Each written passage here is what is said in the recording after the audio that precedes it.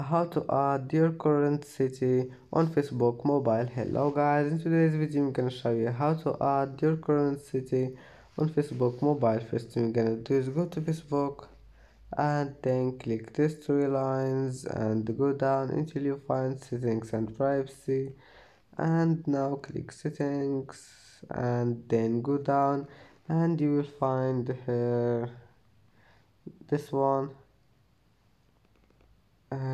Go down and you will find profile information and then click current city and click here and add your city like